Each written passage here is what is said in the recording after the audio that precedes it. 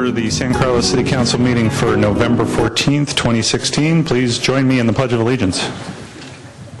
I pledge allegiance to the flag of the United States of America and to the republic for which it stands, one nation, under God, indivisible, with liberty and justice for all.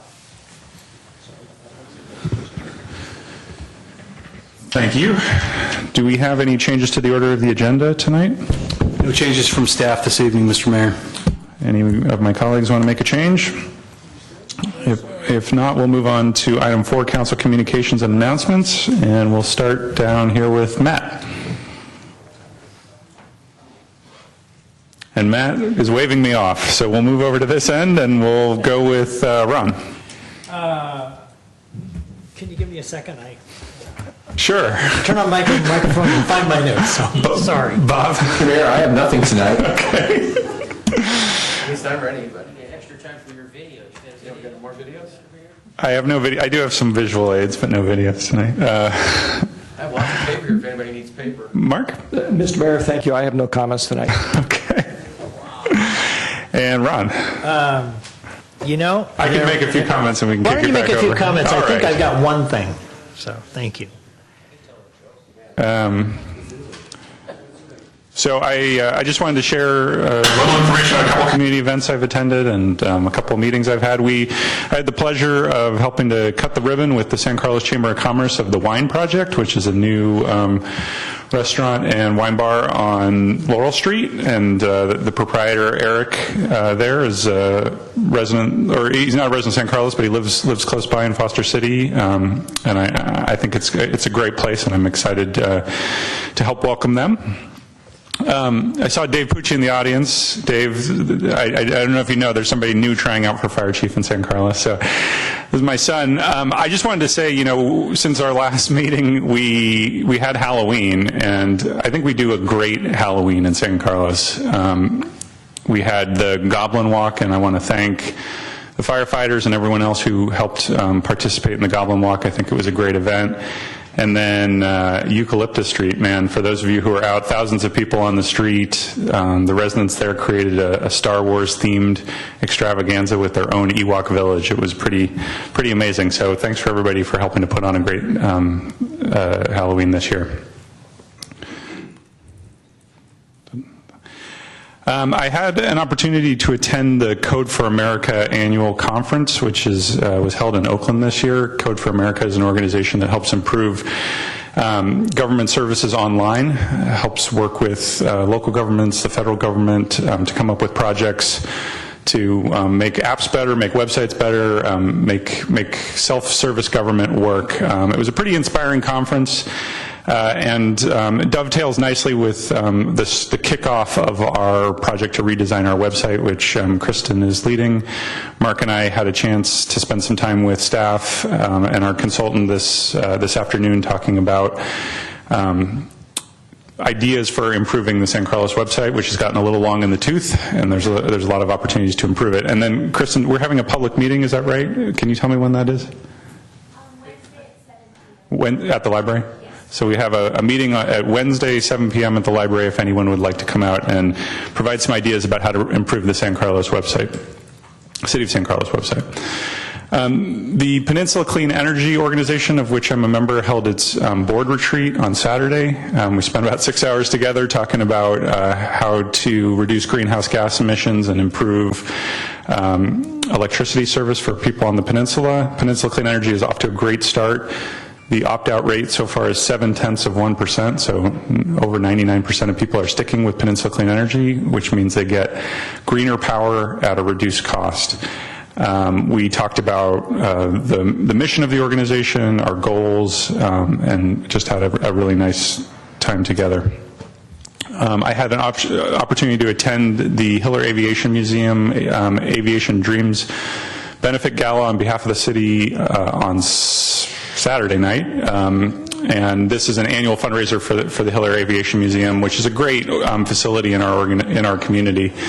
There was some really inspiring talks from some younger people who had worked at Hiller and that had been a launching pad for them to pursue careers in aviation. One young woman who's pursuing career as an air traffic controller, and one gentleman who is an aeronautical engineer. Our former mayor, Don Eaton, served as the as part of the auctioneer team, and there was a lot of good fun had by all, and some funds raised to support Hiller. Lastly, I had an opportunity this week to address the Lions Club, who's here tonight and who we're going to hear from in a little bit. And so with that, Ron, are you ready to go? I have just one comment. One of the meetings that I attend on a monthly basis is the Caltrain electrification progress task force. And just one thing to report, all the contracts have been signed. Construction is supposed to be starting next March. A lot of infrastructure has been happening over the last couple of years that you haven't seen, mostly because it involves the laying of fiber optic cable and a lot of things that go on underground. But starting next March, you should see some actual construction of poles and transfer stations and that sort of thing. It's all on schedule, so we think, to be completed in 2021. And Caltrain plans a weekly update at their website, and you can find it at caltrain.com/CalMod, and they promise to update it weekly. Plus, they're going to have a 24-hour hotline and email and a dedicated outreach team for anybody who has any issues with the electrification process. And that's all I have. All right, thank you, Ron. Item 4B, staff comments on city administrative business. Mr. Mulkey. I was going to mention the website needs assessment for the community on Wednesday, so I've got nothing else. All right. And then do we have a report from Mr. Rubens on the League of California Cities Conference? Yes, I do.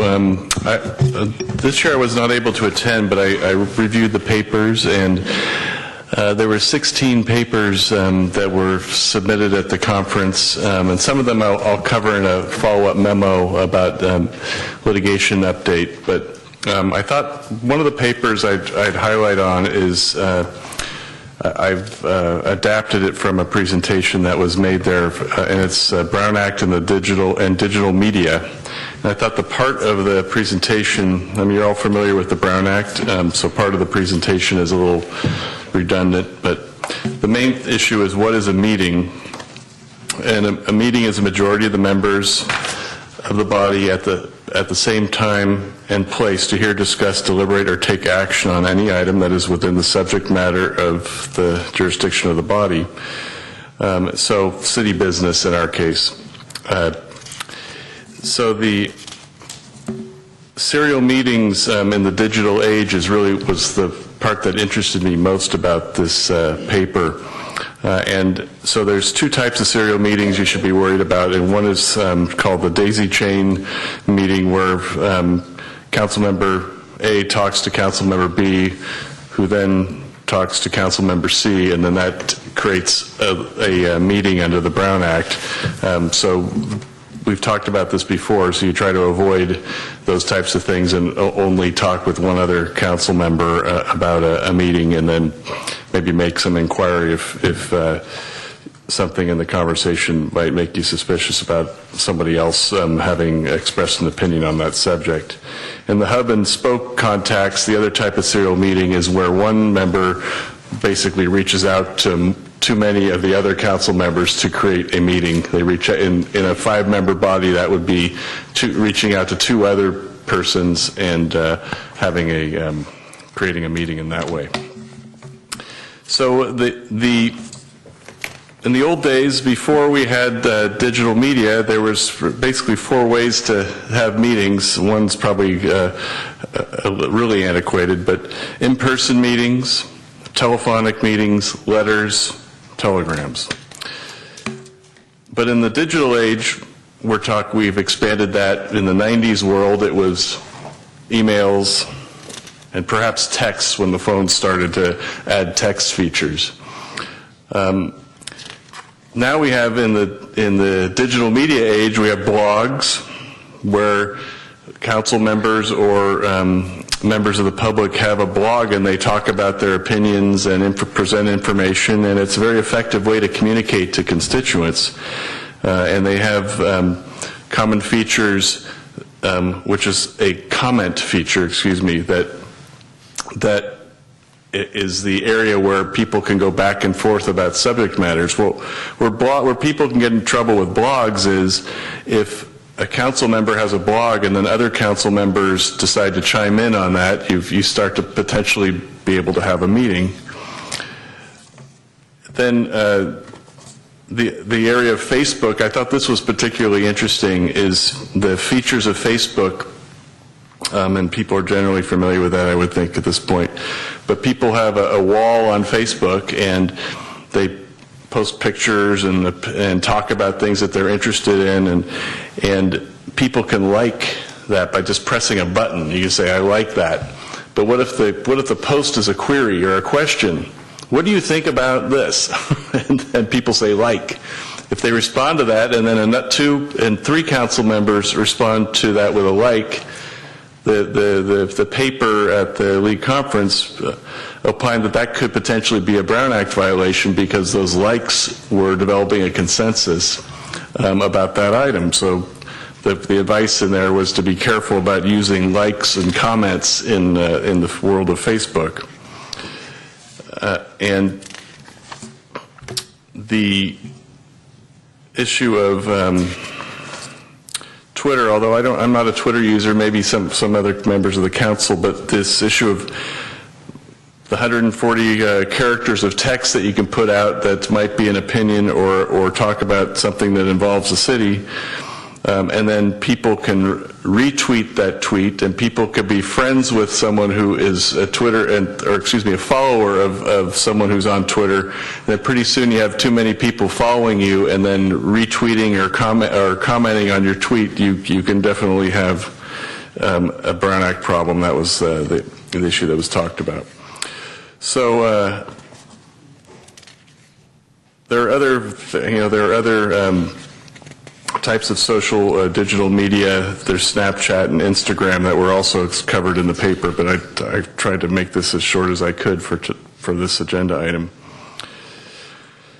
There's another issue that I think is important about public records. So once you start using this technology, it's possible that the city would get requests for public records about your digital media, and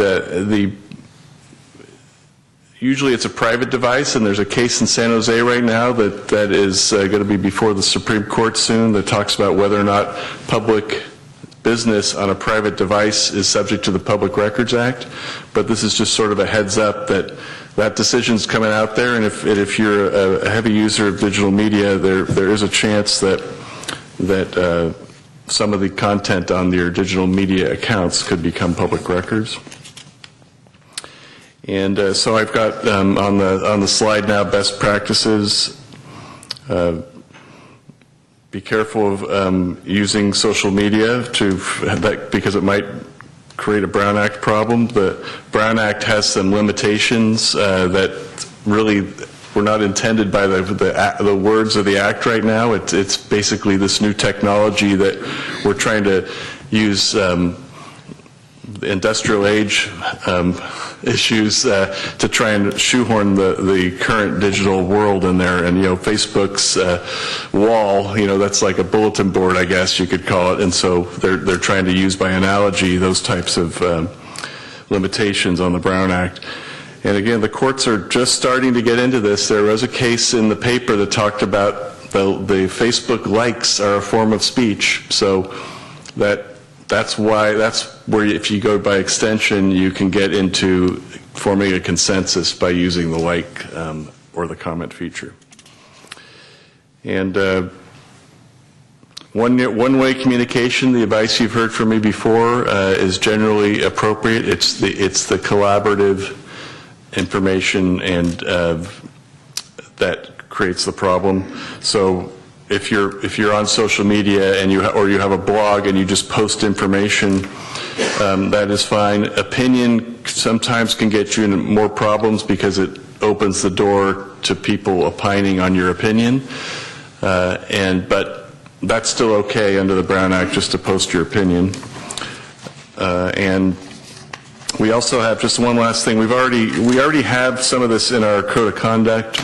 We do prevent people from using their digital media during a meeting, et cetera, and then being aware of the Brown Act limitations. But really, I thought this was probably the most pertinent paper, so that's why I focused on it.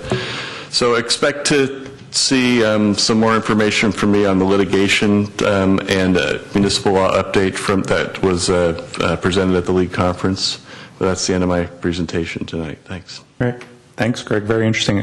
Mark, you had a question or a comment? Yeah, just a question for Greg, sparked by a couple of the things he said there. There's an aspect of the, actually this is the second time today I'm asking you a question about the aspect of the Brown Act that after all the years I've been an official, you'd think I'd know the stuff forwards and backwards. The idea of transmitting information through liking or posts or whatnot, I clearly understand the notion of, and I understand the concept of the law of preventing hub and spoke meetings or serial meetings where I talk to Ron and Ron talks to Cameron, okay? But if I talk to somebody on the street and I don't ask them or imply anything for them to do, and they go talk to Ron and say, hey, I heard, another one of your colleagues said X, and he goes, and there's somebody else in the group, and Ron says, oh, that sounds interesting. And then another person goes, the other person goes, not the same original person goes and says to another council member, hey, I've heard that a couple of to me, this issue of doing it electronically, while admittedly it's a lot easier, what I just described is inherent in human communication, has nothing to do with the electronic media. So I'm just curious about whether that aspect of things was addressed in the Brown Act or whether it's just assumed that happens so infrequently when you have to actually talk to somebody that they're not worried about it. Well, I skipped over some of this in the presentation in the interest of time, but it is possible that a third-party non-community member could potentially be considered to be part of that spoke and providing information to a majority of the council, which could then be considered a Brown Act violation. So one of the things in the paper was that the members of the public that might be doing that aren't as aware of the Brown Act as public officials might be. So as public officials, we have to be careful that we aren't participating in something like that. Now, would there be a fine or a penalty where it turned out somebody heard what somebody else said based upon a third party? Don't tell me that. What are you supposed to do in that type of circumstance? But there are some hypothetical ways that could be a Brown Act violation. And then the other question you had, That's okay. I actually thought it was just one. Okay, and I'd like to follow up with you anyway and just chat about this because I'm curious. Thanks. Okay. Thanks, gentlemen. We'll move on to our presentation this evening. We have a presentation of a donation in the amount of $2,000 from the San Carlos Lions Club for the purchase of a ham radio for the 2nd Community Emergency Response Team trailer. And I'd like to invite all or some of you to come up and to make that presentation. Good evening, Scott. Good evening.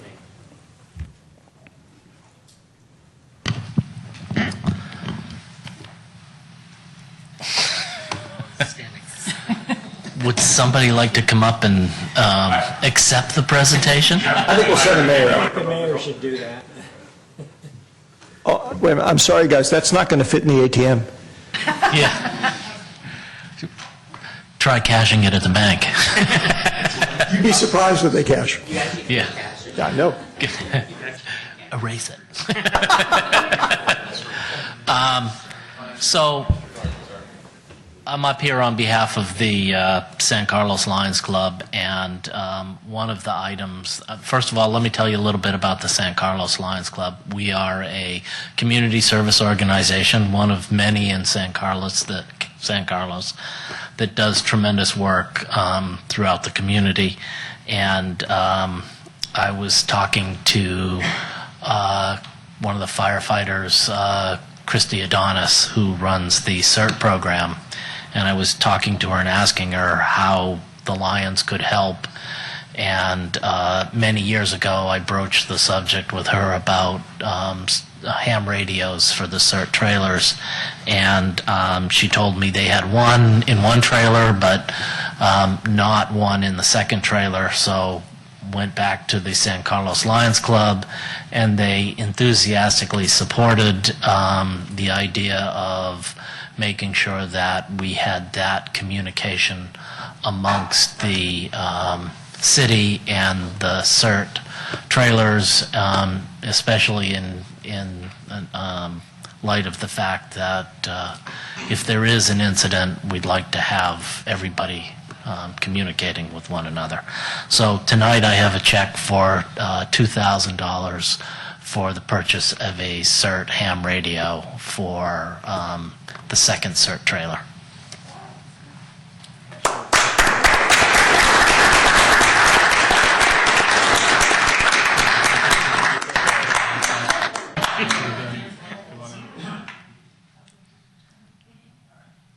It's all about the picture. That's right.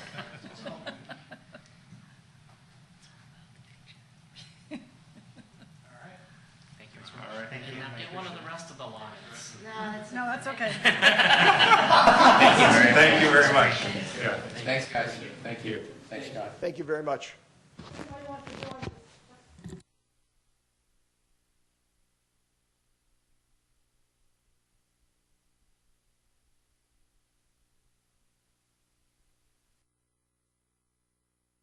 Thank you.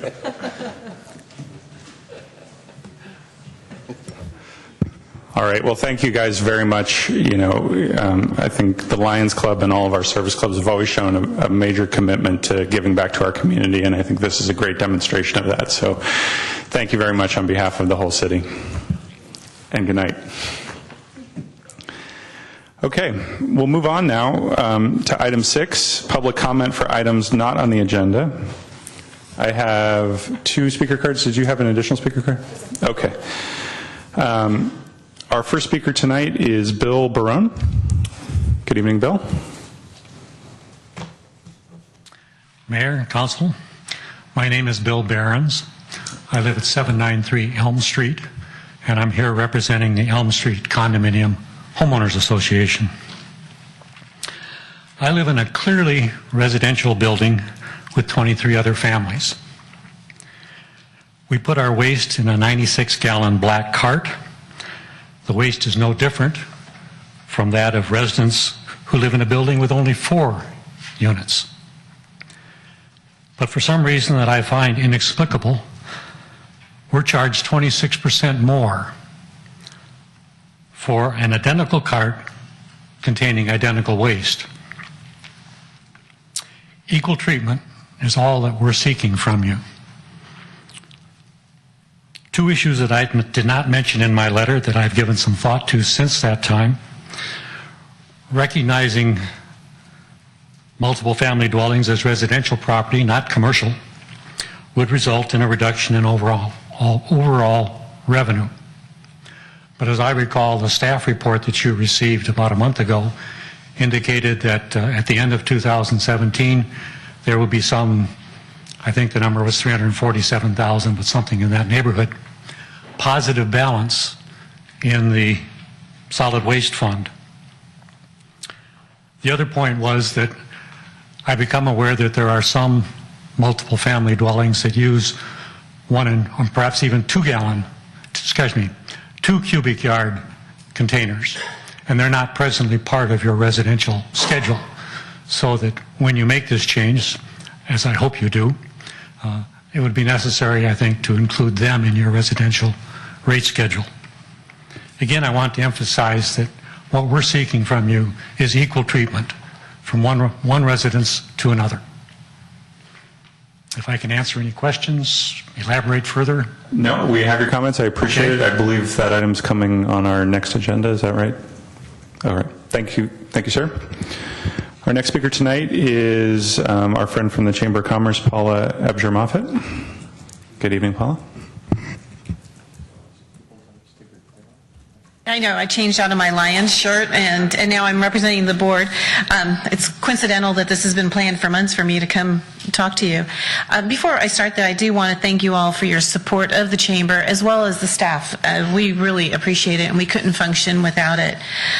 You've been sent some memos, and I'm not going to go over every detail. I just want to highlight a few of the important things. So on December 2nd, Business and Government Roundtable is going to happen in the library, and the program is going to be about illegal drug use in San Mateo County. I think this is a really important topic, especially with the propositions that just passed. And as you know, you're all invited, as well as the community in general. I'm going to skip around to December 11th because you had mentioned the Goblin Walk. Well, we got a little jealous. It was such a fun event that we decided to create something for the adults to enjoy. So it's going to be called the Holiday Wine Stroll. It's going to be on Sunday, December 11th. It's going to follow the farmers market. We've got 20 downtown businesses that are going to be pairing up with 20 boutique wineries and wineries here in town, pouring 1-ounce pours to those people who want to participate that are over 21. We have a lot of security in place. We'll be checking IDs and wearing bracelets, so you don't need to worry about minors walking around downtown drinking. You do need to worry about those over 50 drinking too much, but we'll get that taken care of. We expect to have over 500 people attend the event. The streets will be open again after Farmers Market, so it'll be a fun event. This poster will be hanging out in your lobby when I leave. On Sundays, the farmers market is still continuing to get great crowds. As you know, the produce is changing as the winter months come. This will be our first winter having a farmers market, so we're very excited about it. And on Sundays, we're continuing with live music in Harrington Park when we can. We've had a lot of parents and people in the community ask about youth performing. So we're going to have a youth rock showcase on Sunday, December 11th. And then on December 18th, there's going to be a winter holiday event. And the Chamber, along with the San Carlos Lions and the Kiwanis Club, is going to be providing entertainment in the park, as well as Santa will be there if anybody wants to bring their kids for pictures. We will also be collecting food for the Caring Cupboard and gifts for the Service League. So, and if you're not familiar with the Caring Cupboard, that is a joint venture between the city and the 3 service groups in our community to provide seniors with additional food. So if you have any questions for me. Go ahead, Ron. The wine stroll is on Sunday, the 11th? Yes, so we're going to overlap a little bit with the farmers market because it's going to be from 1 to 5 and our farmers market ends at 2. Okay, that was my question, the time. But we're also not going to just be on Laurel Street. We have businesses on San Carlos Avenue and El Camino that'll be participating. So people will be walking about. We're hoping it's going to also promote, the reason we're doing it in December as well is because we want people to shop on Laurel. Great, thanks. Great. All right. Any other questions? I think we're good. Thank you for being here. Okay, we'll move on to item 7, approval of the consent calendar. Consent items are considered to be routine and will be enacted by one motion. There will be no separate discussion on these items unless members of the council, staff, or public request specific items to be removed for separate action. Is there anyone wishing to remove an item from the consent calendar? Matt's light is on. Yeah, the adopt ordinance number 1514. Which item is that? Let me H? take. Yeah, H. H, okay. Any, Yes, Mr. Mayor, I'd like to pull out item K. okay. H and K. Anything else? All right, if not, I'll entertain a motion. Mr. Mayor, I move approval of the consent calendar items excluding items H and K. And we do have one ordinance that's in the consent calendar to read.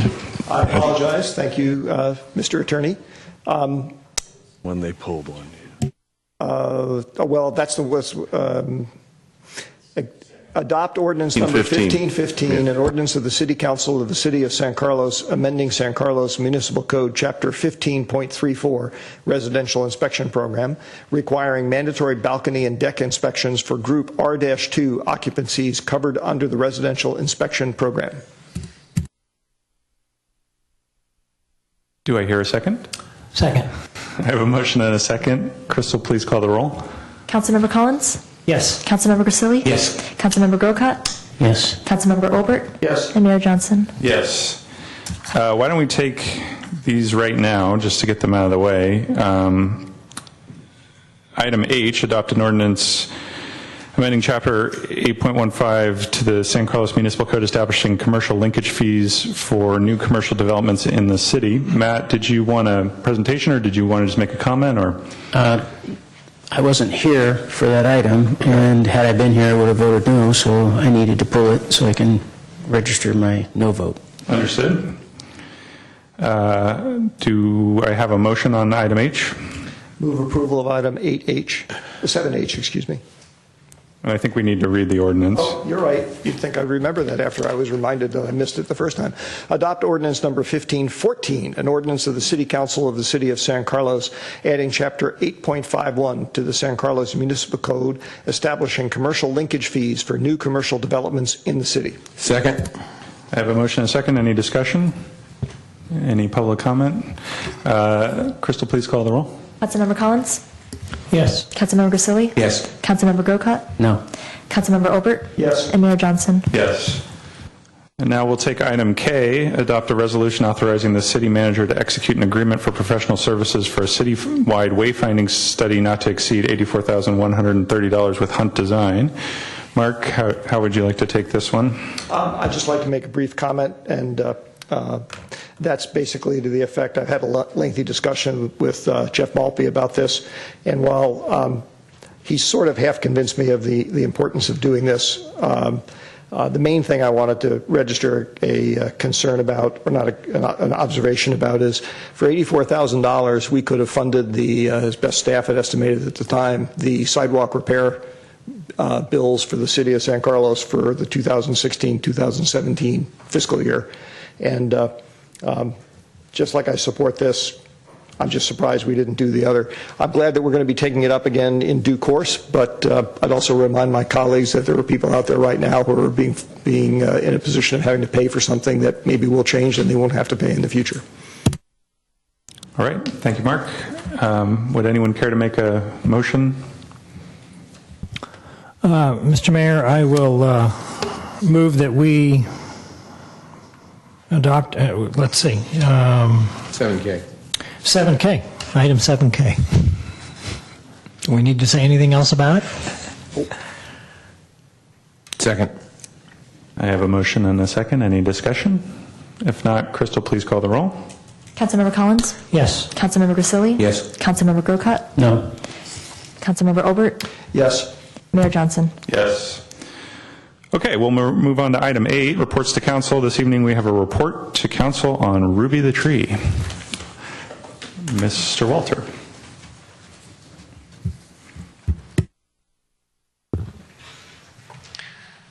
Good evening, Mr. Mayor, members of City Council, Jay Walter, Public Works Director. And tonight a brief update on Ruby the Tree, our the old oak at the corner of Ruby and Eaton Avenue in San Carlos, which we had at first, as I'll show in the slides, at first we had indicated that we needed to remove and replace the sidewalk around the tree, which had created controversy over the potential removal of the tree.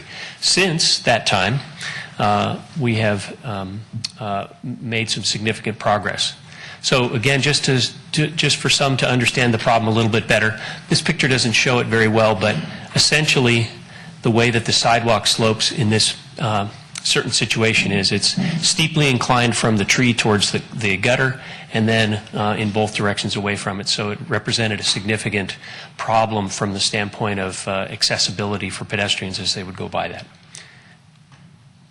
So, since the last time we spoke, we've met on site with Dave and Leslie DeCristofori October 11th to talk about the tree and to decide what our next steps were going to be. The DeCristoforis couldn't be here tonight, but their daughter is here, and so she's representing the family well. And at this meeting, it was also attended by Councilmember Collins and Councilmember Grocott. We talked about the situation at this location, and we were also joined by two professional arborists, those folks who make their living being experts about trees. And we talked about the situation and what needed to be done at that time. So after that meeting occurred, we went ahead and had our contractor remove the sidewalk from over the top of the roots and the area next to the root crown, which had been uplifted. And the De Christoforis removed all the rocks around the base of the tree in order for the arborist to get a better look at the tree roots. And so essentially, the location looks like this now as the concrete has been removed. And the rocks, as you can see on the backside, have been pushed back away from the tree. And the arborist then went about being able to inspect that area right around the base of the tree. And from their report, there was some root bark decay noticed, but healthy tissue overall on the tree, the base of the tree, the root areas, the root crown in fair condition with no dead roots. They did some special arborist tests that helped them to determine that there's plenty of good sound wood in that tree. Overall, healthy but aged tree. So the consensus from the arborist is this is definitely a tree that can be saved with some work in the area around the base of that. And so just kind of looking here at the area in particular, you can see some of the roots that were exposed that had been previously covered up by sidewalk and the curb and gutter. And those roots, as previously noted, were found to be in very, very good, healthy shape. So what can we do? We talked with the arborist. Some additional trimming is needed on the tree, and that's something that we talked about with the De Christoforis, and they're willing to do that. And the sidewalk, at this point, we can replace, but we'll be moving the sidewalk edge about 12 inches further out from the existing root crown. And that gives us enough room, and it gives us the clearance that we need without disturbing the major roots to be able to replace the sidewalk at a grade that allows for the sidewalk accessibility that we really need at this location. We end up with a slightly larger bulb out in the curb area near that corner, but that's okay. We didn't want to go out too far because we ended up with some drainage problems and trapping water, stormwater runoff, that has the potential to be a problem in and around the roots of a large tree.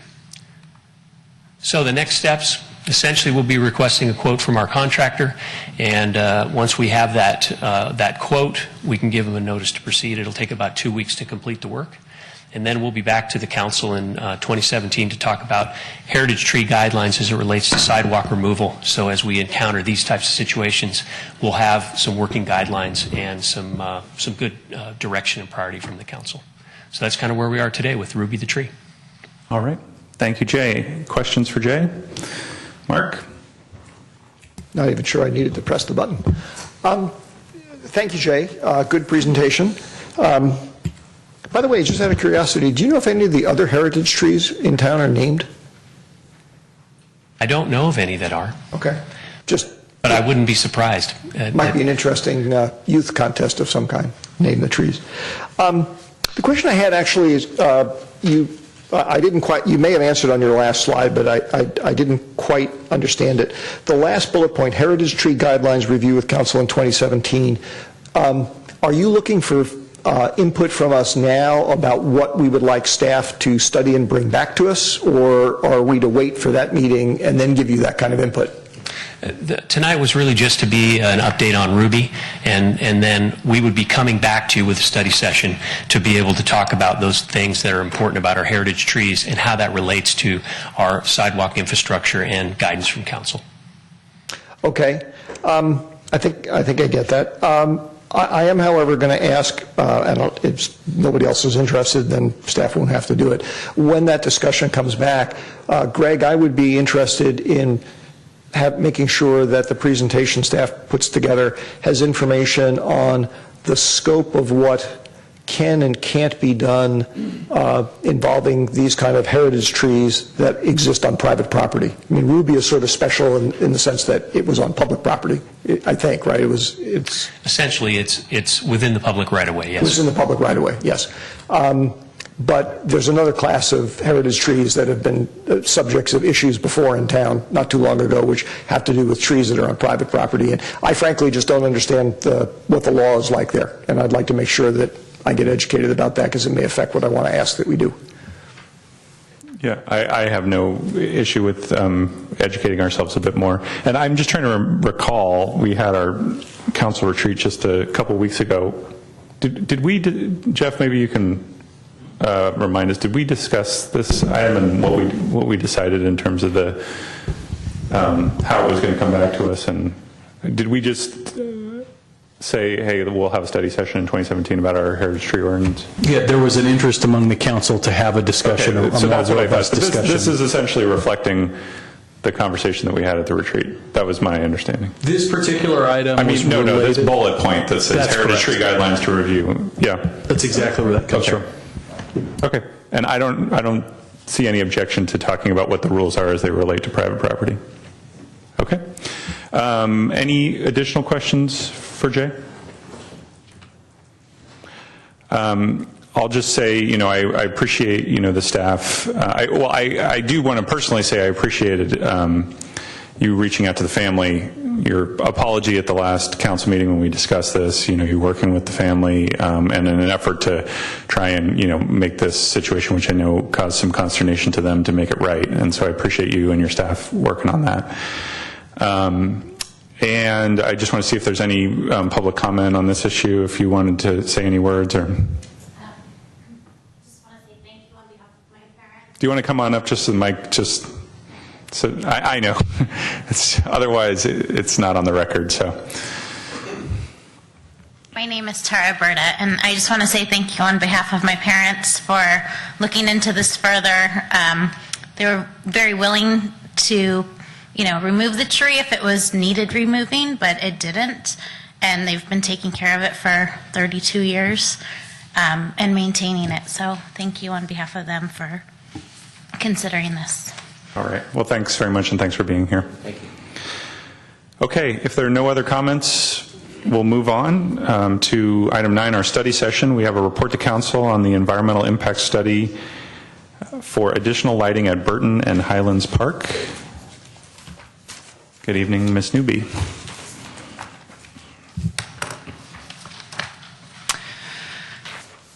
Good evening, Mayor Johnson and fellow council members. So tonight I'm going to provide to you some information on the current field use and demand and an upcoming project of an environmental review of additional lighting at both Burton and Highlands Parks.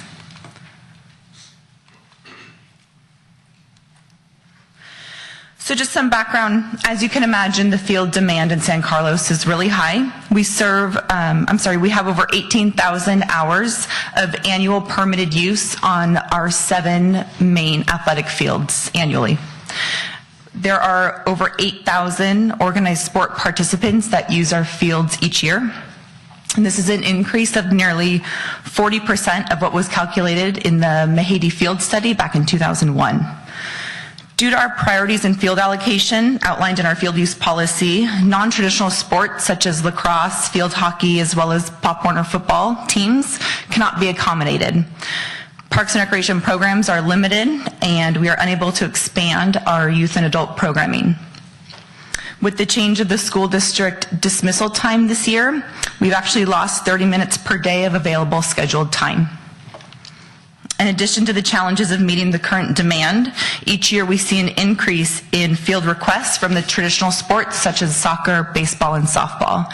And in more recent years, we've received field requests for off-season field use for these traditional sports, for expanded programming opportunities from these main sports groups which we're not able to accommodate. So looking back into some research our department and city has done, the city's invested in 2 reports which have evaluated our fields and facilities in San Carlos. The Field Use and Agronomic Specifications Report in 2001, performed by Mark Mahady and Associates, evaluated the current use, the impact of each sport on our fields, best practices for maintaining quality playing fields, and provided recommendations for projected future demand. The park's open space buildings and other recreational facilities master plan, completed in 2008, took inventory of existing parks and facilities and provided recommendations for future planning. Taking into consideration the limited available land in San Carlos to build new fields, both reports indicated maximizing the available time on our existing fields and recommended to add additional lighting on both the east side of Burton and Stadium Field at Highlands Park to accommodate the growing demand in our community.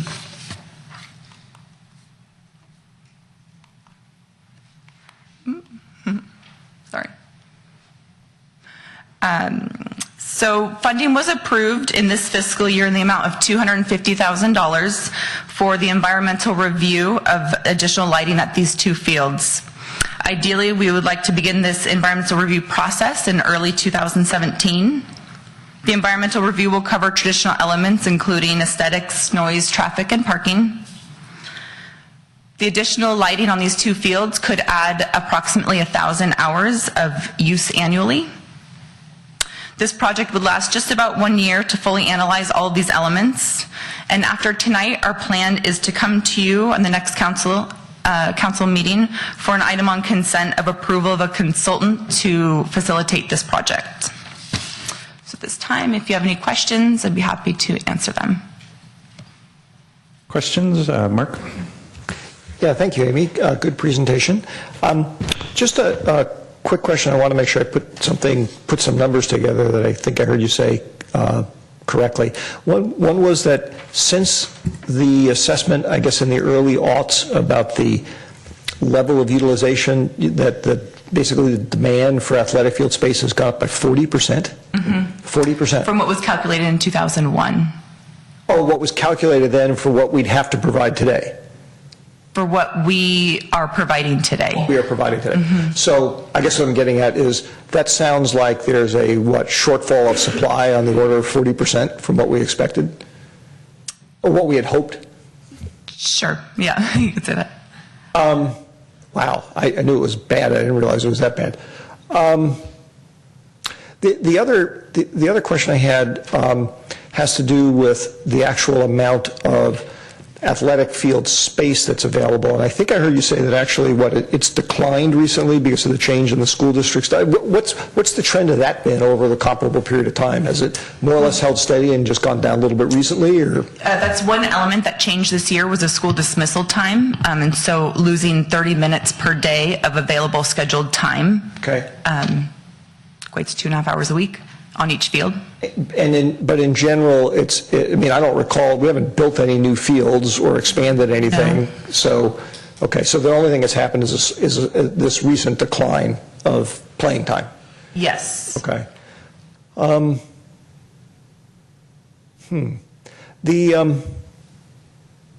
may have another question, but for now I'll pass. Thank you. All right, thanks, Mark. Bob? If I understand this right, you said 18,000 hours basically now is what we have?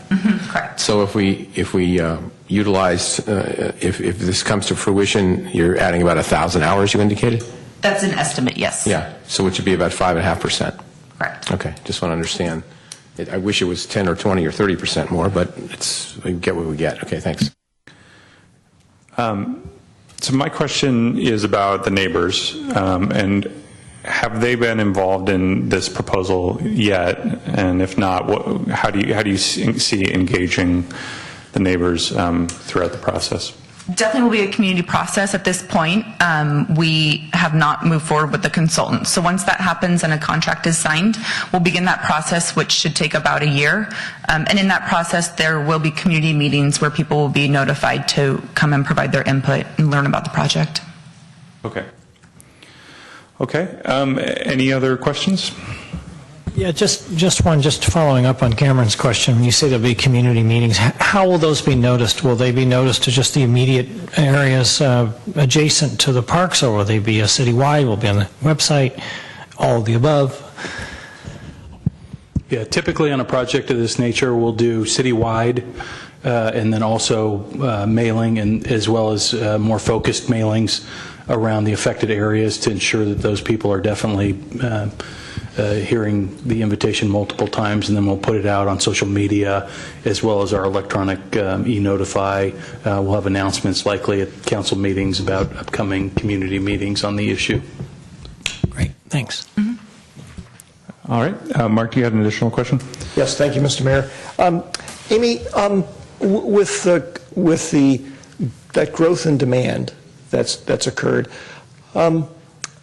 To what extent do you hear about or have to deal with what in a retail business environment would be called a stockout? In other words, where there's somebody who simply can't get playing time, or are there some of the local sports organizations, have they limited enrollment in their programs, or said, I don't know, that you can enroll for 2 years but nothing more than that because we've got a lot of other people that we want to have an opportunity to play this sport, whatever it is. So are those kind of things happening where people are trying to manage the demand because the supply's not there? Not so much.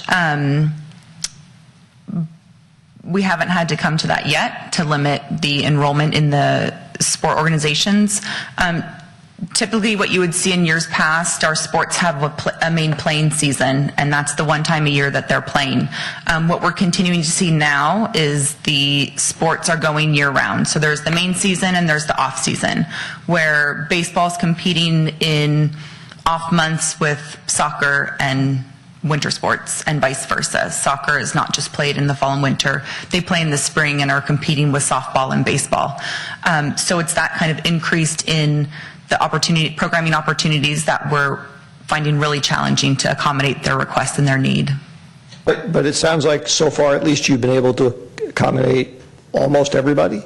Yeah, and it is, our athletics coordinator spends a lot of time working with these youth sport organizations to find practice time, and it isn't always necessarily what their ideal scenarios look like. They are scaled back, but to some degree, but they're all able to find practice time. It just isn't what they're, on their wish list or what they ideally want for their teams and their organizations. Okay, thank you. Okay. We have one member of the public who's wanting to speak on this item, and I'd like to invite him up now, Scott Odom. Good evening. Mayor, Council, I'm Scott Odom. I am the president of San Carlos Little League. I'm here tonight to voice our support of the EIR and the addition of the lights at Flanagan and Stadium Fields. This past spring season in 2016, we had close to 1,000 San Carlins play in Little League baseball.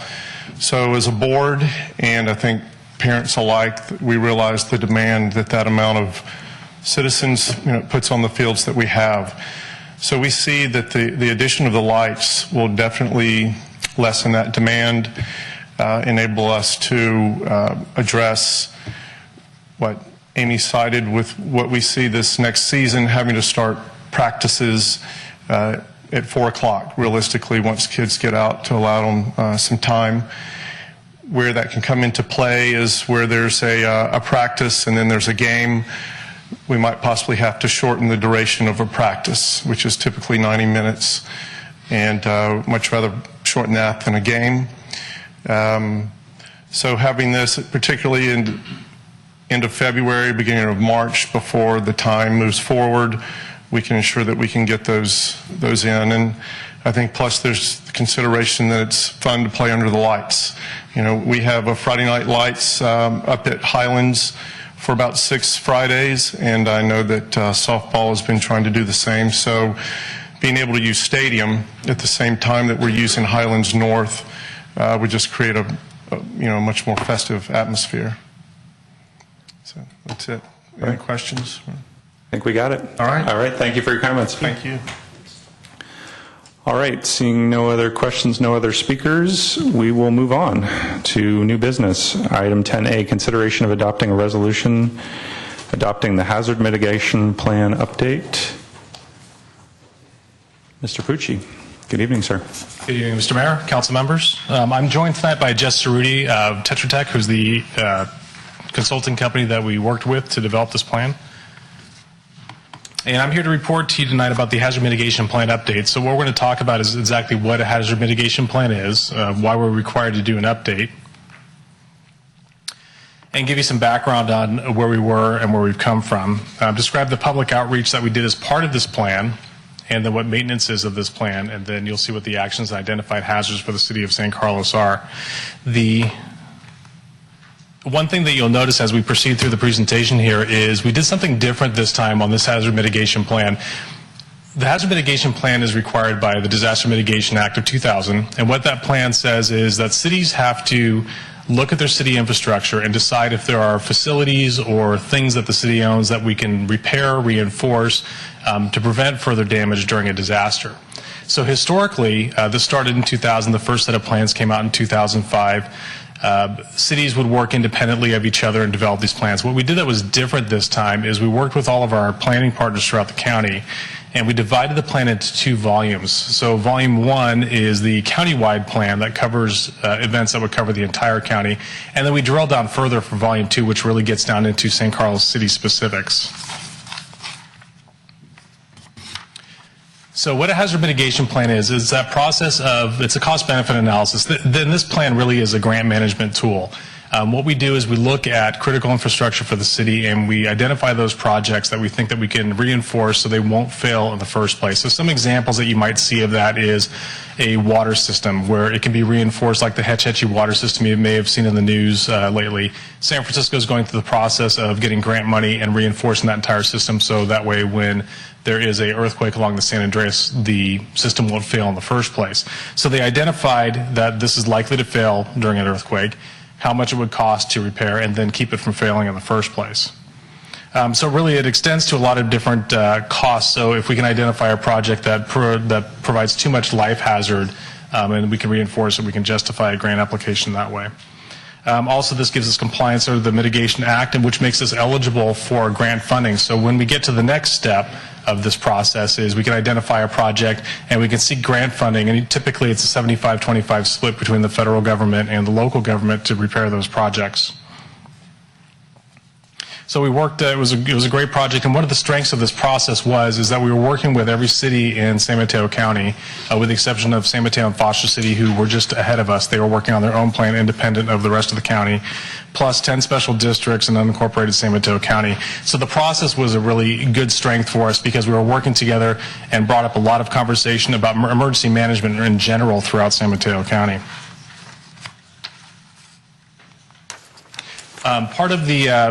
Part of this process is public outreach. It's a requirement from FEMA. And again, I apologize for the light reading in your council packets this time around. It's a pretty lengthy document. But part of the process is the public outreach. Public outreach we did through a couple different ways. There was online survey through SurveyMonkey. We used social media. We used public meetings at the Disaster or Emergency Services Council, as well as the Disaster Preparedness Fair. And we had a great deal of public input on what the public expected us to do in preparation for disasters. What they want us to do is strengthen infrastructure, strengthen the critical facilities so that way we still have our fire stations and power and water systems in place after a disaster, and provide better public information and that public outreach to our community.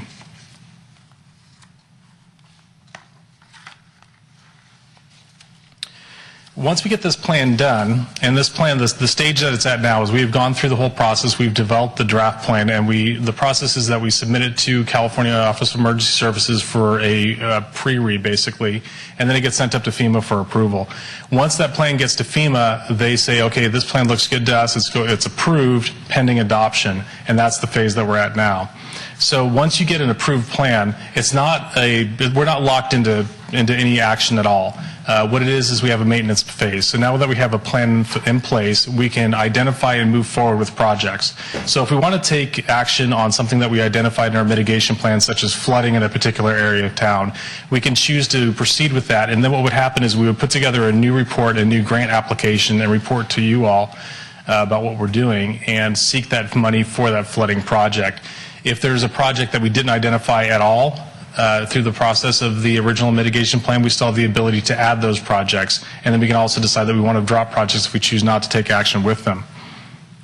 So part of the maintenance process is keeping track of the grant funding that's available to us out there, constant communication with other agencies, making sure that we're on top of what grant money is available, and annual reporting. So being part of this countywide process, we're going to be doing a reporting process annually, and every city is going to report back saying this is what we've taken action on, and this is what we're going to be moving forward with. And again, we're not locked into any particular thing as far as what's in the plan. We've covered a lot of items from earthquake type of dangers to flooding, severe weather.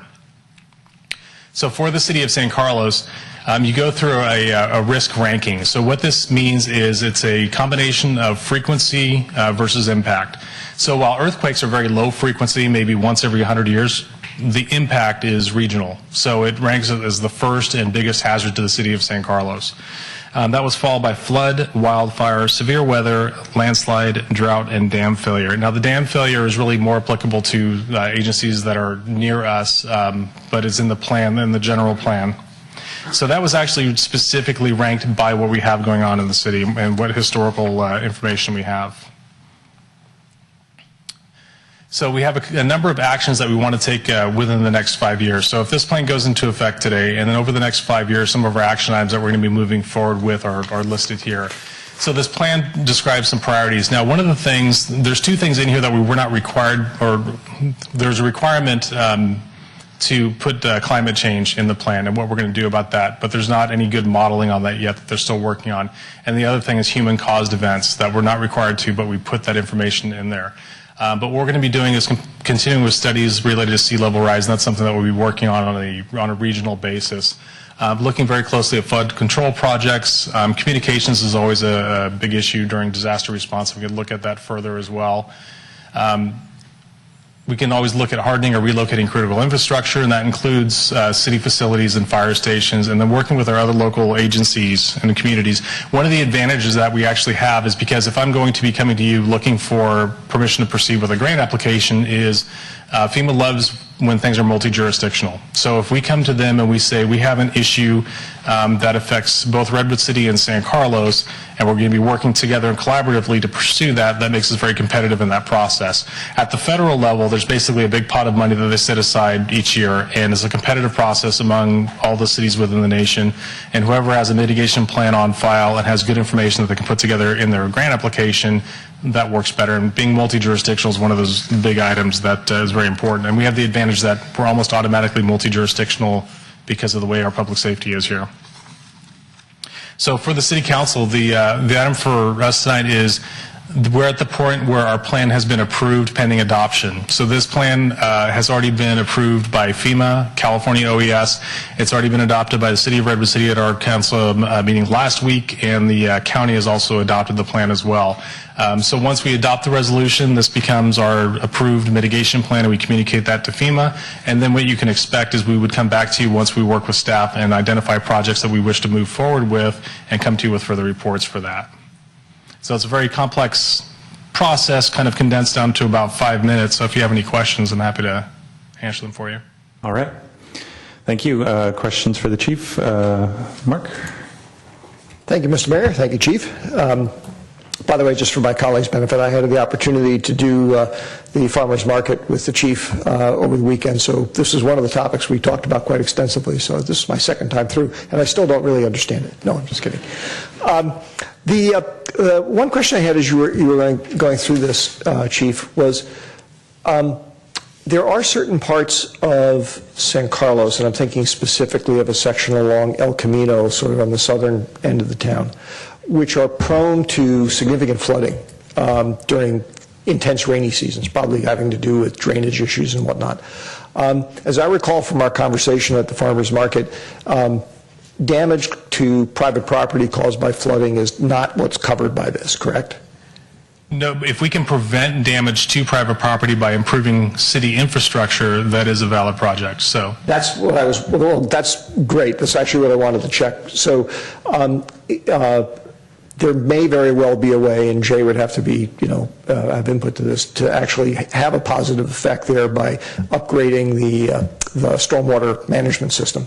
Essentially. That's correct. So, and also any type of waterway that runs through multi-jurisdictions, we would work with our partners in those areas too. But yes, we can improve city-owned facilities, and there's a benefit on the private property side. That's true. Okay. So would something like that be something that potentially we could try and secure a grant for? I know you can't say whether or not we'd actually get it, but those types of projects are identified within our plan as something that we can pursue.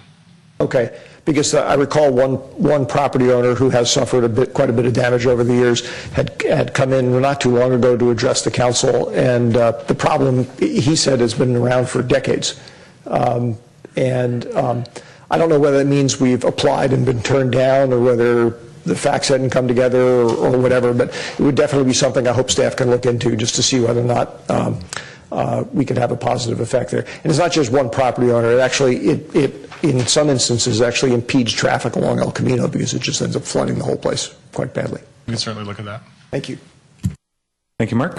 Further questions? Is there any member of the public wishing to speak on this item? I'll just say our thanks to you and your team for putting together a thorough report designed to help keep us safe. Thank you. Appreciate it. And I'll entertain a motion. Mr. Mayor, I'd like to move to adopt Resolution 2016-107, 107. a resolution of the City Council of the City of San Carlos adopting the Hazard Mitigation Plan update. Second. I have a motion and a second. Any further discussion? If not, Crystal, please call the roll. Councilmember Collins? Yes. Councilmember Vasili? Yes. Councilmember Grocott? Yes. Councilmember Obert? Yes. And Mayor Johnson? Yes. All right, we'll move on to item 10B, consideration of adopting a resolution establishing commercial linkage fee levels and setting an effective date for new commercial development in San Carlos. Good evening, Mr. Savay.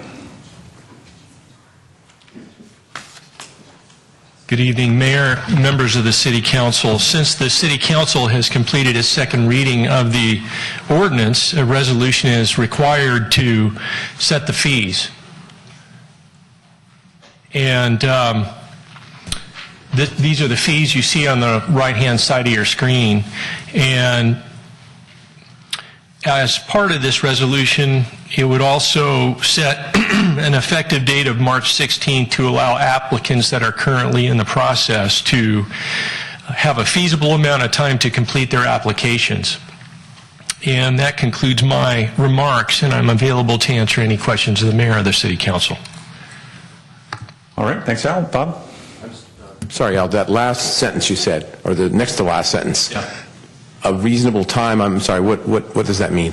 That means that the effective date of the fees would be March 16th. Okay. Yeah. So we're trying to extend out so folks have November, December, January, February, 4 or 5 months to get their stuff done. That's correct, yes. Thank you very much.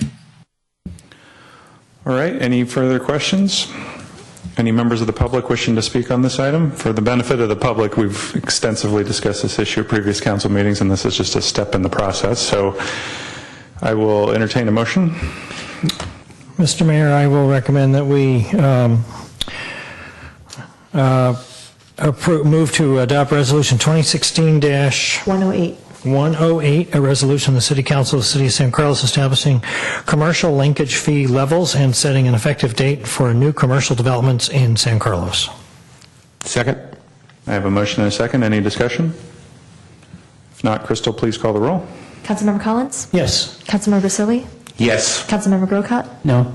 Councilmember Obert? Yes. Mayor Johnson? Yes. Then, Al, did you have further comments you wanted to make about item 10C? No.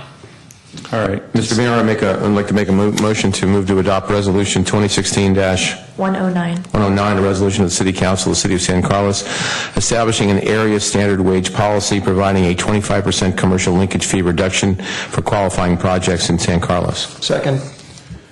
I'll ask if anybody wishes to make any public comment on this item.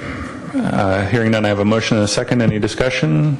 Crystal, please call the roll. Councilmember Collins? Yes. Councilmember Vasili? Yes. Councilmember Grocott? No. Councilmember Obert? Yes. And Mayor Johnson? Yes. And with that, at 8:08, we have finished our business for the evening, and we are adjourned.